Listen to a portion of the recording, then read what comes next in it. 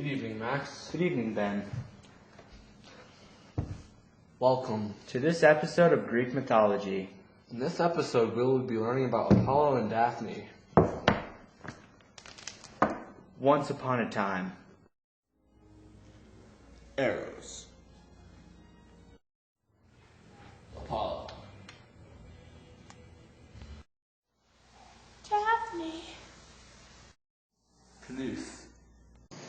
In an early tale, Apollo went hiking into the hills near Mount Olympus. He found a cave where a giant serpent lived. He lured the serpent out and killed it by putting many arrows into its body. He built the Oracle of Delphi where the serpent had died. He defended Hades off of the oracle and then went to Eros bragging that he was a better warrior than Eros had ever been in his entire life. Eros decides he's had enough of Apollo's teasing and shoots Apollo with the golden arrow that has a magical spell in it. Apollo then falls in love with Daphne.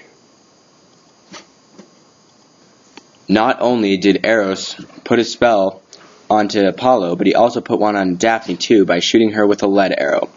The lead arrow made her not feel any love for eternity. Daphne goes to her father Landon and says she wants to stay a virgin. After lots of arguing, Landon agrees and tells her that she doesn't have to get married.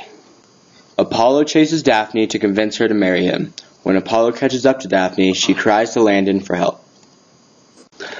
Landon then turns Daphne into a laurel tree, protecting his daughter from Apollo. Apollo is obviously upset, and he claims he'll never forget Daphne, and turns the laurel tree into his symbol. Apollo wears a crown made of laurel leaves in her honor.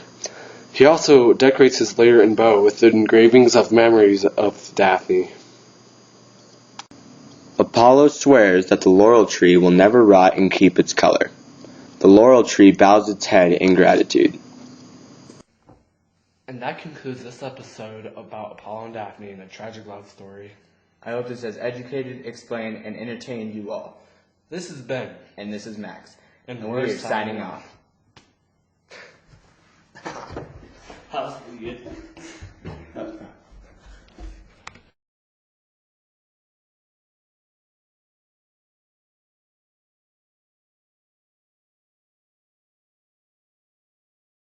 This episode.